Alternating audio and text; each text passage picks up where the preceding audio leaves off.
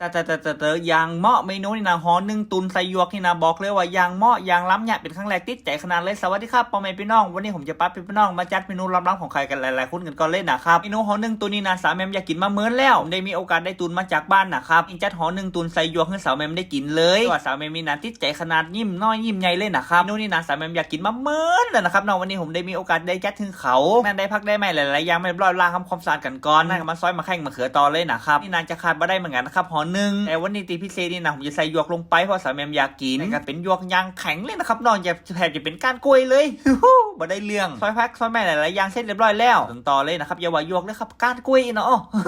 นั่นจะมาซับมาซอยประมาณนี้เลยนะครับอีกวันนั้นนี่นะผมมีหยวกกินเลยนะครับน้องกล้วยของผมหลังบ้านเนี่ยเริ่มใหญ่เรียบร้อยแล้วนี่นะแทบจะมาได้กินเงินของผมเลยครับหยวกนี่นะผมมาซื้อกินแต่นะครับน้องยางแข็งแต่เลยนะครับผมเคยเกลียดขนาดเลยนะครับภาษาแมมไม่อยากกินนี่นะผมกำขว้างกันตรงห้วยเลยนะครับน้องมาเอาแต่นะครับแข็งแบบนี้นี่นะตอนที่ผมจะเอายกไปเนี่ยนี่นะผมยอมเพิ่งมันเหลวๆเลยนะครับบ่ยอมเหลวนี่นะกินยากขนาดเลยใครยิบห้องยกได้จะได้มันก็ครับเป็นใบกล้วยออกมาเป็นตอนแบบนี้เลยนะครับเนาะพอได้เรื่องจากซับกันกล้วยเสร็จแล้วโอ้บ่แม่นกันกล้วยกันยกครับเนาะหลังจากนั้นก็มากกมาซับตุนกันก่อนเลยนะครับตุนช่วงนี้นะมันจะหอมไม่น้อยนึงนะครับเนาะมันช่วงหน้าหนาวเลยนะครับเนาะการหน้าหนาวนี่นะผมจะจัดมาหนักๆเลยนะครับจากนั้นก็มากกมาซับกันก่อนเลยนะครับเนาะจัดไข่2ตัวแค่นั้นนะครับเนาะของมันเขียมของมันมีน้อยนี่น่าจะบรรจัยซัดพรบคุ้มครองเหมือนก่อครับอ้นมากกว่านะครับซัดพรบคุ้มครองกันนะจากนั้นก็มาตำพริกกันก่อนว่ามีอย่างวันใจอาจจะไข่หอมขาวหอมแดงมาแคนนะครับคือปีจีพี่ครัวแค่นั้นนะครับนอกน้ำพริกคอนึงผมจะใส่ปลาห่าลงไปเลยแค่นี้นะครับแข็งออมมันถุมได้แต่เลยนะครับแบบนี้ผมจะเปิดไฟตั้งค่าย่อน้ำลงไปนิดหน่อยนึงไปของเขาไปคั่วกันก่อนเลยนะครับทำไมต้องย่อน้ำลงไปเหมือนก่อครับลงไปนะจีนตุนของเขาเนี่ยติดกระทะหมดนะครับเนาะเหลือแต่กระดูกอย่างเดียวผมก็จะตักน้ำพริกแกงที่เขาตำตะกี้ลงไปพัดให้มันหอมๆประมาณนี้เลยไปได้ก็คือน้ำละโคกเทลงไปเลยนะครับเนาะนั่นกับกุ้นใส่กุ้นขวาให้มันเข้ากันนิดหน่อยนึงอันเชิญของเขาการหยวกลงไปเลยนะครับใบลอยต้มให้มันเมินให้มันเปื่อยเลยนะครับเนาะถ้าบอกเปื่อยได้กินมาได้แน่นอน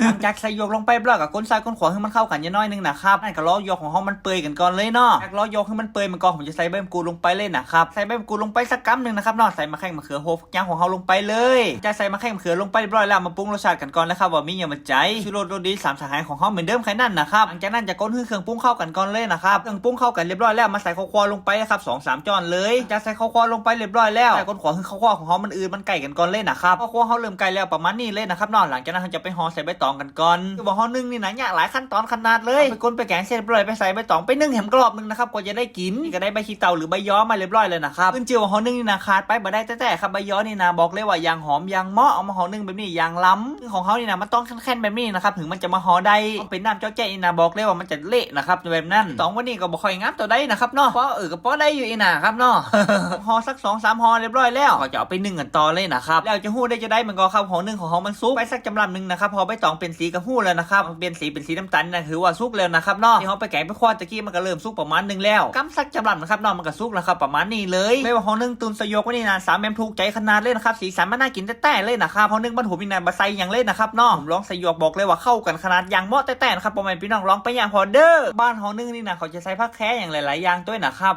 แต่ส่วนมากของนึ่งบ้านผมมีน่าจะใส่มะแข้งมะเขือโฮฟงยาวแค่นั้นนะครับจะมีใบย้อยอย่างเดียวนะครับแถมจังไม่น่ะเขาจะใส่ผักคงผักแค่หลายๆอย่างนี่ผมมาใส่หยวกบอกเลยว่ายางเหมาะยางเข้ากันแต่เลยนะครับนะบอกเลยว่าเข้าเกือบหมดแอมแต่เลยสามแบบนี้นะยิ้มน้อยยิ้มใหญ่ถูกใจขนาดเพราะผมอยากเมนูนี่นะ2-3 ปีเลยนะครับได้มานี่นะผมจะแกงอมอย่างเดียวเนาะตุนเคยย่างแบบนี้เหมือนกันครั้งแรกนี่นะบอกเลยว่ายังติดใจเลยนะครับถ้ามีโอกาสนี่นะผมยังย่างคือปอให้แม่ผมได้กินเลยนะครับเพราะนึ่งกุนใส่หยวกนี่นะบอกเลยว่ายางเหมาะมีปอแม่พี่น้องคนนึงมาแซวผมเหมือนกันนะครับเนี่ยเมนูไหนก็ล้ำเนี่ยเมนูไหนก็เหมาะเข้าข้างตัวเองหรือเปล่ามาบอกในคลิปนี้นะครับไม่ได้เข้าข้างนะครับข้างมาการันตีเลยดีกว่าครับเนาะผมแบ่งญาติให้แต่ละคนนี่นะยังติดใจกับข้าวฝีมือของผมเลยไม่นั้นผมแบ่งแกงฝากขึ้นญาติผมนี่นะบอกเลยว่าน้ำพริกของผมหอมเหมาะดีล้ำดีขนาดแต่ผมอยากจะไปเข้าข้างตัวเขาได้จะได้เหมือนกันครับในเมื่อคนข้างๆเขายังชมผมแบบนี้นะครับส่วนมากผมอยากกับข้าวนี่นะผมไม่อยากเกมนะครับเพราะผมเป็นคนที่บ่กินเกมถ้าคนได้กินเกมนี่นะซอกน้ำปลาไปแค่นั้นนะครับนอกทุกสิ่งทุกอย่างมันลงตัวอยู่แล้วนี่นะผมก็มาตอบเพื่อนแล้วนะครับเนาะคอมเมนต์จะได้ในรูปแบบไหนกระจ่างนะครับผมบ่เคยกดเคยว่าเลยนะครับเนาะยินดีรับฟังเปลี่ยนในชีวิตของผมนะครับขอบคุณพ่อแม่พี่น้องหลายๆคนที่เข้ามาคอมเมนต์นะครับเนาะผิดพลาดประการใดผมอยากเอาไปปรับปรุงตัวผมนะครับ